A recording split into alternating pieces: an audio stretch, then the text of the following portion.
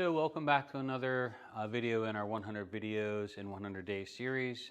And in this video, I'm really going to recommend you stick around to the end. That might potentially save you from getting seriously hurt or even potentially killed. And what we're talking about today is reloads, or more importantly, purchasing custom-made ammunition off of all the quote-unquote custom ammunition manufacturers that are out there, and doing your due diligence to make sure that you're shooting safe loads. So I did record a video last week, right before Thanksgiving. I was going to share this information, but the video might have come off a little bit on the warm side on my end, just because of the irresponsibility of the people that are making some of this ammunition and selling it to people, the lack of any type of integrity when it comes to that, as well as sometimes even the customers not doing their due diligence and researching and just taking people at face value on what is a safe load. So I'm just going to, without naming any names, I'm just going to go over a little bit of the backstory, then we'll get into the issue. So we had a customer send a bolt back after 500 rounds with the ejector pin stuck. It's not uncommon for pieces of brass to shave off the back of the case, especially if they don't clean it, maintain it, or if it's softer brass, or if it's, you get a couple warm loads. And those little shavings will get the ejector pin to stay back in the bolt face. Not a big deal. We got it all cleaned up and sent it back to the customer. I did talk to the customer a little bit, and I was like, hey, are you shooting high pressure loads, or did you get some stiff bolt lifts? And yeah, I had one or two of them. I'm not sure what happened. Maybe it was, wet rounds or suppressor or whatever, but it's never happened since. And so he probably shaved some off. That ejector mark that you see when you get high pressure rounds is the ejector hole scraping, the ejector pinhole scraping off brass off the back of the case. So anyway, the customer called last week and was right out of the gate, my rifle's broken again. And I was like, well, what happened to your rifle? And he goes, well, my ejector pin's stuck and I only shot 10 rounds. And, it's stuck again and it's broke again. And I'm like, well, you got to tell us a little bit more than the ejector pins got stuck, because we did clean all that. And he goes, well, my firing pin fell out too. And right away, the red flags were going up everywhere. And I was like, well, let's talk about this for a minute. What do you mean your firing pin fell out? And he goes, oh, not my firing pin. My primers are being blown out. And I was like, so your primers are being blown out of the cases? And he was like, yeah. He said, they're falling out. So I'm like, that's high pressure. Are you getting stiff bolt lifts? And it's like, yeah. And I'm like, well, the reason your ejector pin is stuck is because you're shaving off brass in there, and it's sort of little pieces get stuck along that pin. But I said, let's talk about something more important than that, and that's the safety. I mean, what are you shooting? Let's get into this load, because you should not be blowing primers out the back of your cases. That's a sign of extreme high pressure, and you are really dancing on the edge of potentially blowing a gun up. So the guy started going over, well, I don't know the load, and I don't know the powder charge. So I'm like, where'd you get the ammunition? I bought it from a guy who's made our ammunition for 5 years. He knows what he's doing. And I'm like, well, do you know the load data? He goes, well, no, I don't. And I'm like, look, you cannot shoot this ammunition anymore. I said, you got to call this guy and figure this out, like what your load is. You've got extreme high pressure. There's something wrong. I said, what cases are you using? Are you shooting suppressed? I mean, there's a lot of this stuff that you should be asking questions on in order to figure out that you've got a safe load. So the customer, right away got really defensive of his reloader. And so you have to think about this for a minute. So rather than trying to solve the problem, well, it can't be the ammunition. This guy's been making my ammunition for 5 years, and he's made ammunition for Africa. And well, rather than trying to figure out, hey, you really do have an unsafe load here, right away, rather than listening to some advice that, hey, you've got a problem, right away it became, hey, I'm going to be in a defensive posture and I'm going to stick up for this guy because he knows what he's doing. And so I was like, look, there's definitely a problem with pressure here. You've got to ask some questions, and I'll gladly help you. I said, but you are shooting high pressure loads. Do not put another round in that gun. That afternoon, and by the way, we looked up the person that made this ammunition, and he touts that they've been making ammunition since the 80s. I'm not sure how that's possible, since he didn't retire from his military service until 2013, is what, at least what's posted. So my guess is he took over business from somebody else. And posted he's got 50,000 happy repeat customers, which, that's good. Their websites always look great. never contacted the guy. He called me that afternoon. He right away was going to explain to me how to fix what's wrong with my guns. And now I'm open-minded like can be, right? If somebody got an idea to make a rifle shoot better, things we can do to prove the accuracy. However, though, he's shooting high-pressure rounds, right? And he's blowing primers out. And so I asked him, well, rather than trying to solve, and he had recommended, he said, well, you know, it's probably the carbon ring, which everybody always go to with high pressure. You know, they right away blame the carbon ring. That's an internet thing all over the place. So we'll just make up a carbon ring, and that's probably why he's blowing. And I'm guessing that he's used this story before with customers that he's had this problem with before. And the other one was he said, well, maybe there's a patch stuck in the barrel from when you cleaned it. So keep in mind, I'm trying to be very, very patient with the gentleman. Then I'd asked him, I'm like, well, listen, let's just cut to the chase here. What powder charge are you throwing for a 22 Creedmoor? And he had said 41 grains of 4350 shooting at heavy bullet. And at that point, I stopped the whole conversation. And this is the video I'm trying to share with you, that you need to ask these questions. I'd asked him where he got that load data at, and he had said he made it up 5 years ago and been shooting in all of his rifles ever since and never had any problems with it. And I'm like, did you ever look up max load for 4350? And he was like, well, no, I've shot this load for 5 years. Do you know it's a safe load? Did you pressure test it? Well, no, it's always been a safe load. And I'm like, okay, so you're selling this to customers. 4350 is too fast for burning powder for the heavy bullets. And he corrected me and said, no, you mean too slow. And I'm like, no, too fast, right?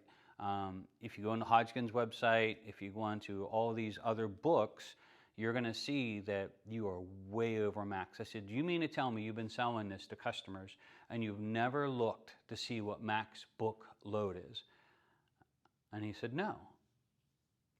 So I am beyond stunned right now that the fact that according to the book, max load is about 37 and some grains, right? And he's at 41. And I said to him, I said, the book data's been out for years. And he asked me, true story, well, where do I buy the book at? Where do I get this information at? This guy's supposed to be a professional manufacturer of custom hand-loaded ammunition. And I'm like, you mean to tell me you don't know where to go buy a reloading manual or a loading book at, or how to look this stuff up? And I said, you mean to tell me that even after the data's been available for 2 or 3 years, you never bothered to look to see if you were pushing pressure or close to the max? And you know, the phone went quiet. He was sort of a little bit ignorant and rude and sort of hung up the phone on me. So I contacted this customer and I told him, do not shoot any more of that ammunition through my gun. But here's what I'm trying to convey to you guys without getting any preachiness involved in this is, there's a lot of people making custom ammunition, and it's almost like throwing out bait. You know, you feel that, okay, I'm a professional, I work really hard, I'm going to seek out the best in making custom ammunition because I don't want to make it and I don't want to shoot factory. And obviously, if they're charging me whatever, $100 and some for 20 rounds, it's got to be the best in the world. So they depend on the ability to write a bigger check to verify or to quantify or to guarantee that they're getting exceptionally high quality ammunition. And that isn't the truth. And I would also say that if you're going to purchase ammunition like this from somebody like this, is you should ask what the load data is. And some of them will hesitate to tell you because they don't want to tell you what their quote-unquote secret recipe is. But you have to ask for your safety. You should know what the load is in that rifle. You should never... Now, I know Hornady and the major manufacturers are not going to share what powder they use. More than likely, they're not going to tell you the load charge that they're using. But they're professionals with pressure gauges and testing and in the making of that ammunition to make sure it's safe amongst a wide variety of rifles. But according to this guy's website, he's been reloading for 30, 40 years. He's the best in the world at it. He charged an extraordinary amount of money for it, and for 5 years had been loading 10% over max load and selling it to customers and didn't know what max was. So you owe it to yourself, if you are going to hire one of these people to make your ammunition, you have to make sure that they know what they're doing, and you should verify what load they're putting in that rifle. You should verify how they're throwing the powder charges, the consistency, maybe even pull a couple bullets out and weigh them. I would explain to the guy that, hey, you're playing with, explosives, you're playing with gunpowder. People can get severely hurt. And I told him, you're blowing primers out of the back of this rifle case, and that this customer is now riding on the cusp of blowing a rifle up. And your response is to call me and explain how my barrel not being cleaned properly was to blame. So make sure you do your due diligence when it comes to that type of stuff. Another story would be just last year we had a customer pay an extraordinary amount of money for this custom load of the ammunition. It was just mind-blowing what he paid per box. I think I'm in the wrong business, to be honest with you, with what they were charging for this ammunition. And on day 2, we had been getting out to 1,000 yards, and the rifle's been running pretty good. His dope was running really good, what he needed to dial up a distance. And then we were running through another drill, and at 800 yards, he was falling like 7 feet short of it. It was just way under the target. So right away, I'm like, hey, are you looking at the right target? Oh, yeah. Did you dial your dope up? Make sure you dialed your dope up. Yep, dope's dialed up. He shot again. He's like 7 feet under. It was crazy. The optical illusion where it's hitting in front of the target, maybe can exaggerate that a little bit. But I'm like, hey, there's something wrong here. Let's come back and check your 100-yard zero to make sure nothing happened or nothing moved, right? You come back, check the zero, it was okay. And then I sat a chronograph on it. We chronographed his loads the first day. At the end of the day, this is day 2, and I'd ask him, I said, is this the same lot of ammunition from that maker? He goes, yeah, it's a different lot, but it's the same ammunition. The guy makes it all the time. We chronographed it. It was 200 feet per second slower from lot to lot. I don't know what to tell the guy. Like, we're going to have to re-zero. You're going to have to redo your click chart. How much is in that lot? Make sure that you don't have both lots mixed together when it comes to the boxes themselves, because obviously there's a big speed difference. But more than $100 and some a box, and when he opened up the next box, which I guess was loaded maybe in a different lot number, he was 200 feet per second slower. So just a caution, right? You are responsible for your own safety when it comes to putting ammunition in your gun. If you cannot reload, then my first intuition would be to tell you to get factory ammunition. Don't hesitate. At least you know you're shooting safe stuff. If you decide you want to go down this custom ammunition route, then you have to put up some safety protocols in place to verify their load data, verify who they are, how they're reloading, the processes they're using, the scales that they're using, what kind of standard deviation they get. Are they using a machine that's completely automated, throwing powder by volume or throwing powder by weight? Because when bolt action rifles are involved, volume doesn't work very well. It's probably good enough for an AR to go out and plink around with. It's certainly good enough for a handgun with like ball powder, but probably not that great of an idea if you're paying $100 some a box. Your standard deviation is going to be all over the place. But more importantly, you should ask what the load data is and verify, like in this case, that you are shooting a safe load. So I hope everybody had a great Thanksgiving. I don't mean to throw out a negative video.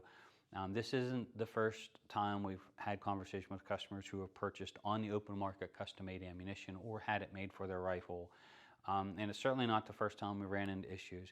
It is the first time that someone that had been in that business that long that asked me where to buy the book at. I was just totally stunned that the gentleman was selling ammunition on the open market and didn't even have a reloading book to go back and look at these charts and numbers, when the data is free online if you go on Hodgkin's website. So keep in mind, you have people like that out there making this ammunition who sell you on the quality that they're going to make for you by the exorbitant amount of price that they're going to charge you, and it doesn't matter. So be safe. And the last piece of advice I want to give you, if you start to notice pressure, if you start to notice stiff bolt lifts, if the firing pin come out, that's what the customer said, my firing pin came out. If your primer gets blown out of the back of the case, you are in dangerous territory when it comes to high pressure loads. You should instantly stop shooting that rifle with that ammunition. Without a doubt, stop. Because you ride that edge, you may get away with it 1,000 times, but when that 12-year-old shooting beside you and that 1,001 round goes down the barrel and blows the gun up, or blows the ejector out of the side, or the M16 extractor out the side of the receiver or parts and pieces go flying and you hurt that person beside you, or hurt yourself included, you're responsible for that, and you have to live with that. And so there's no room for playing in this area. When you get in that type of pressure, you have to stop loading. Last quick story, I could tell you, we've been teaching the shooting school for going on 20 years, and so a lot of custom ammunition has been brought through the school, and even hand loads. And the thought process behind some of this ammunition just still to this day baffles me. When I was very young, we had a 300 Win Mag come through, and I looked over, he opened the bolt, and I seen something come out, but then he was fishing out a piece of brass. And he was separating the case heads. And whether it was a hot load or just worn out brass, right? It doesn't matter. And I walked over and I'm like, hey, what you got there? And he goes, wow, this only does this about once every 10 or 12 rounds. That was his thinking. And so, of course, we pulled the rifle off the line. He couldn't shoot that here at the school. We have protocols we put in place now. We have protocols we put in place with custom-made ammunition. We have protocols we put in place for the school if you make your own hand-loaded ammunition. And you're responsible to make sure that it's not high-pressure rounds, or you're getting stiff bolt lifts, anything like that, and the rifles come off the line instantly, or you need to find different ammunition to shoot. So our job is to protect all the shooters on the line. And that might include in shooting, protecting the shooter from themselves. But his mindset was it only happens every 10 or 12 rounds. And of course, I started asking questions like, what are you loading? What's your powder charges? Where did you get the brass? Is it range-picked brass you bought off of eBay that's been fired a gazillion times, supposedly, once fired, but probably been shot many times? There's a million things that can cause that, but it's an unsafe condition. And it can lead to a catastrophic failure, which could actually lead to severe injury and possibly even death, right? So anyway, think about all these things, especially for you guys that are building custom rifles, and depending on quote-unquote professionals to make your high-quality ammunition for you, you have to ask these questions. And I think in this case, if they're not willing to give you the load data, or you can verify these things by pulling bullets apart, then you should probably shoot factory, or better yet, learn to make your own. So thanks for taking the time to join us. See you next video.